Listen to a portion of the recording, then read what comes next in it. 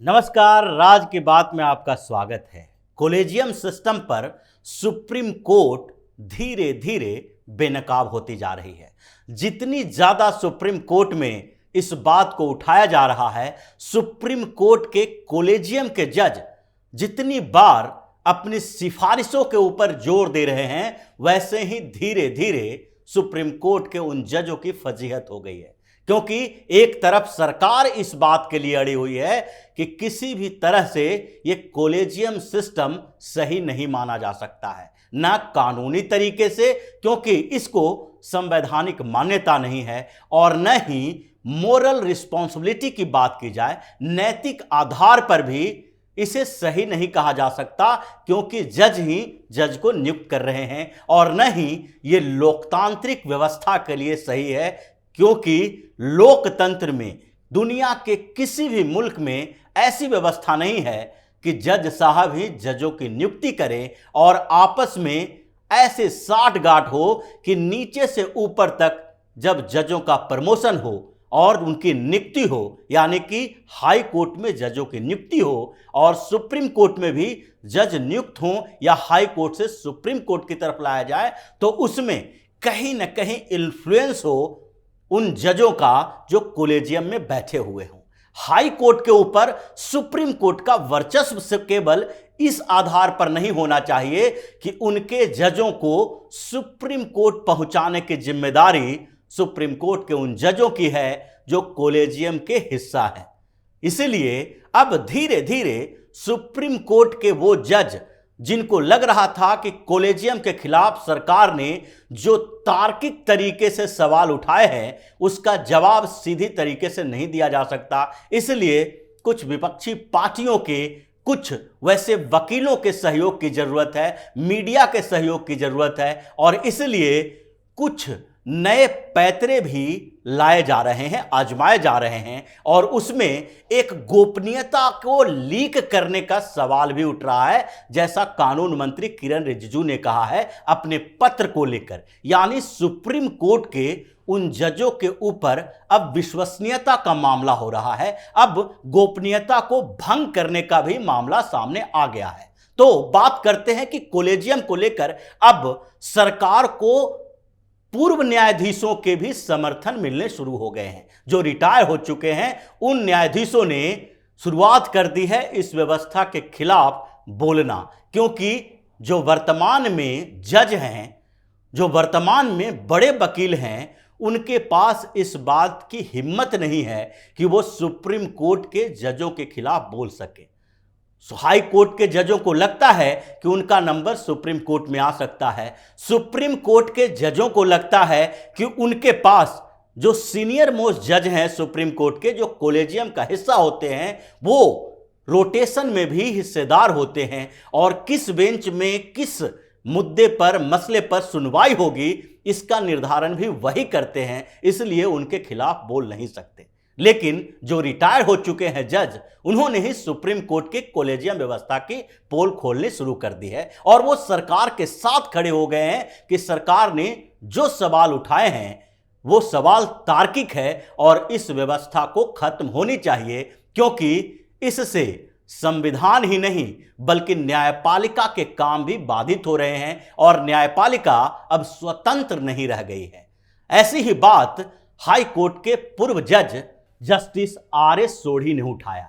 सोढ़ी ने ये जो बातें कही है वो कॉलेजियम व्यवस्था के खिलाफ है। उन्होंने चुप्पी तोड़ी और सबके सामने कॉलेजियम की पोल खोल के रख दी।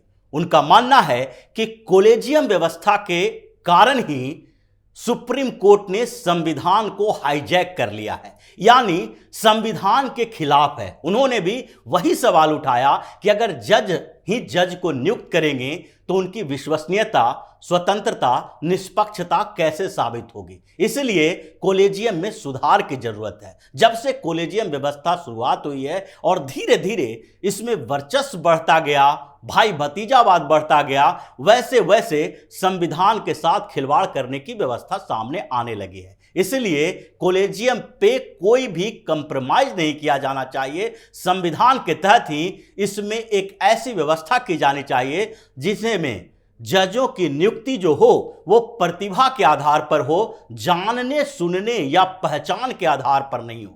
उन्होंने कहा है कि दुनिया के लोकतांत्रिक व्यवस्था वाले देशों में कोई भी ऐसा देश नहीं है जहां पर जजों की नियुक्ति जजों के द्वारा होती है। वो आपस में साठगांठ कर सकते हैं। जो जज उनके द्वारा नियुक्त किए जाते हैं, उसी जज के बेंच में अगर कोई फैसला आता है, कोई सुनवाई होती है, तो ऐसी स्थिति में वो प्रभावित होते हैं उन जजों से जिन्होंने उन्हें नियुक्त किया है। कहीं न कहीं प्रभावित वो होंगे ही, और इससे जो बड़े बेंच में फैसले होते हैं, 5 जजों के बेंच में हो, 7 जजों के बेंच में हो, 9 जजों के बेंच में हो, अगर उस बेंच में सुनवाई के दौरान वही जज भी शामिल हुए जो उन्हीं जजों के द्वारा नियुक्त किए गए हैं, तो उसमें उनको प्रभावित होना लगभग लाजमी माना जाएगा और फैसले में निष्पक्षता नहीं रह पाएगी। उसमें दूसरे जज जो नियुक्ति करने वाले जज हैं, उनका भाव बढ़ जाएगा, उनकी स्थिति मजबूत होगी और वो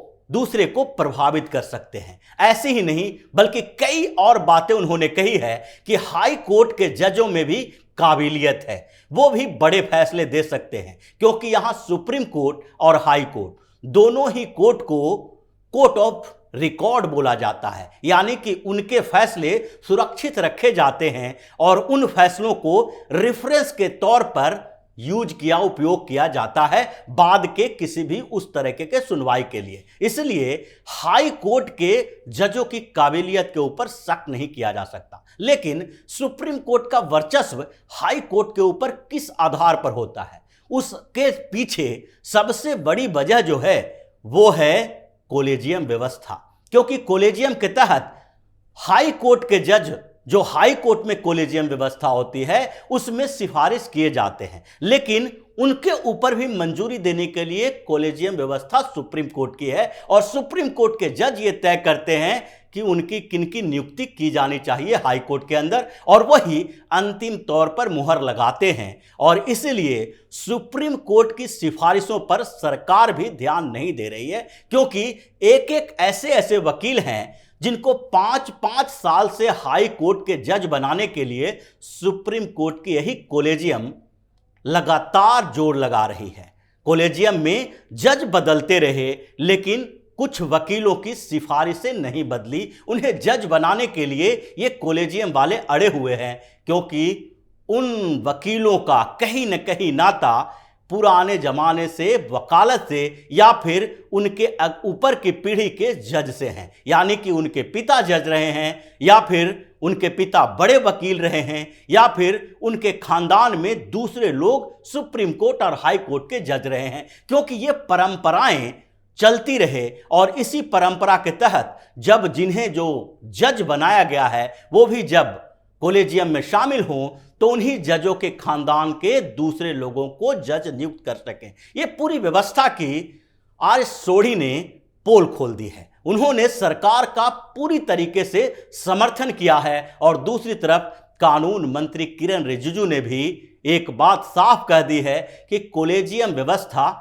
सही नहीं है, सुप्रीम कोर्ट का वर्चस्व सही नहीं है और इसके लिए सरकार सख्त तरीके से इसे खत्म करने को राजी है और इस पर अड़ी हुई भी है। क्योंकि उन्होंने कहा है कि जिस तरीके से जजों का बिहेवियर बनता जा रहा है, जो स्वतंत्र न्यायपालिका के सामने एक बड़ा रोड़ा बना हुआ है, और कोई भी लोकतंत्र में स्वतंत्र न्यायपालिका अगर नहीं हो तो वो लोकतंत्र के लिए बड़ा खतरा हो जाता है। निष्पक्षता की जरूरत होती है। आजाद न्यायपालिका ही आजाद लोकतंत्र को आगे बढ़ा सकती है। इसलिए कानून मंत्री ने साफ तौर पर कहा है कि जिस तरीके से सुप्रीम कोर्ट में इस मामले को बढ़ा चढ़ाकर पेश किया जा रहा है वो सही नहीं है, क्योंकि जज अगर एक बार बन गए तो उन्हें चुनाव लड़ना नहीं पड़ता है, उनके ऊपर कोई सार्वजनिक जांच नहीं हो सकती है, उन्हें बहुत सारी छूट मिली हुई है। लेकिन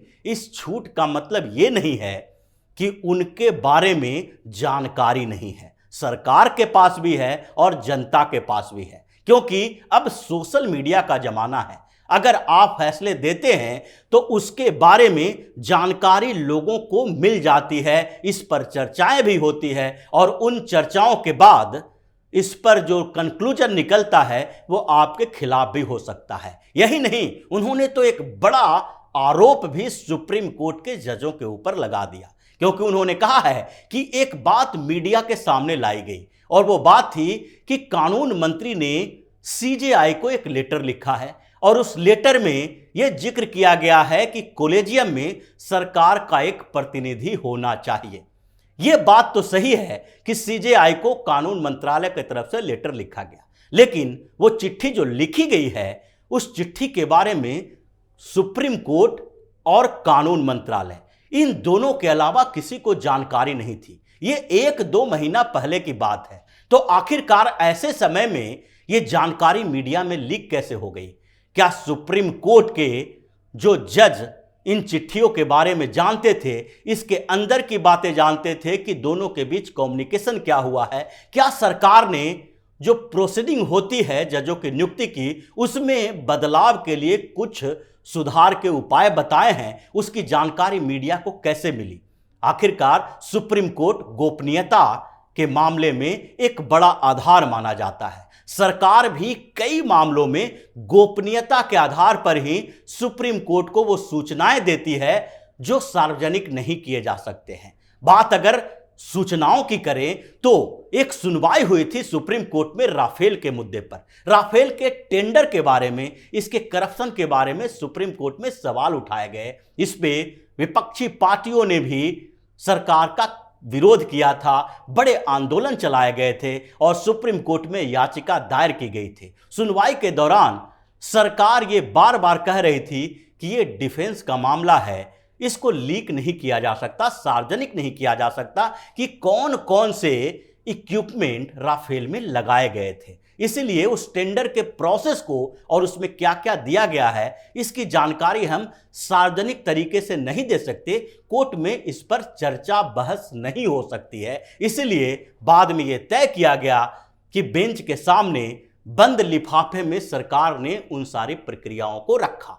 अब जब सरकार जो बंद लिफाफे में जानकारी दे रही है, वो सुप्रीम कोर्ट के वो जज तो पढ़ेंगे ही जिन्हें फैसला सुनाना है। इसलिए वो विश्वसनीयता और गोपनीयता का मामला होता है। लेकिन जब सरकार के किसी चिट्ठी को मीडिया में लीक किया जा रहा है, तो ऐसे में कैसे कहा जा सकता है कि जो दूसरी सूचनाएं सुप्रीम कोर्ट के पास जाती है उसे लीक नहीं किया जा सकता या लीक नहीं हो सकता? इसलिए इन व्यवस्थाओं में सुधार की जरूरत है। सरकार के ऊपर उंगली उठाने, सवाल खड़ा करने से पहले न्यायपालिका को यह सोचना चाहिए कि उनके अंदर की सुधार की व्यवस्था कैसे होगी। जैसा कि जस्टिस आर.एस. सोढ़ी ने कहा है कि इस व्यवस्था में सुधार के लिए सरकार को संसद में कोई बिल लाना चाहिए। इसके लिए पूर्व न्यायाधीशों से बातचीत की जा सकती है, पैनल बनाई जा सकती है, सुझाव मांगे जा सकते हैं और वर्तमान में जो जज हैं उनसे भी कंसल्ट किया जा सकता है।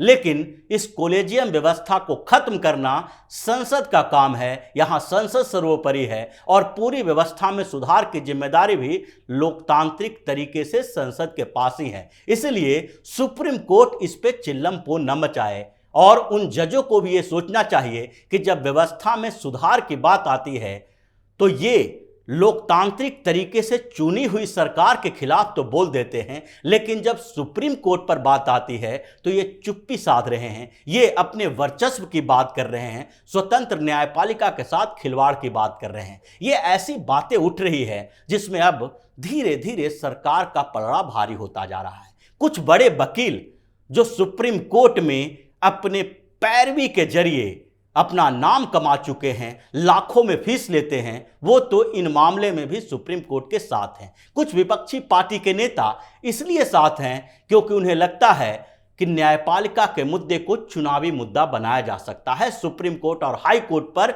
सरकार के वर्चस्व की बात करके लोगों को भरमाया जा सकता है। लेकिन सामान्य तरीके से जो भी बुद्धिजीवी वर्ग के लोग हैं वो धीरे धीरे सरकार की इन बातों के साथ सामने आ रहे हैं। पूर्व जज भी सामने आ रहे हैं और वो बता रहे हैं कि कॉलेजियम भी खत्म हो, वर्चस्व भी खत्म हो और स्वतंत्र तरीके से जजों की नियुक्ति हो। तो इसी तरह की खबरों के साथ फिर से हाजिर होंगे। तब तक के लिए बने रहिए हमारे साथ और देते रहिए हमें सहयोग, ताकि इसी तरह की खबर हम आपके लिए लाते रहें। धन्यवाद।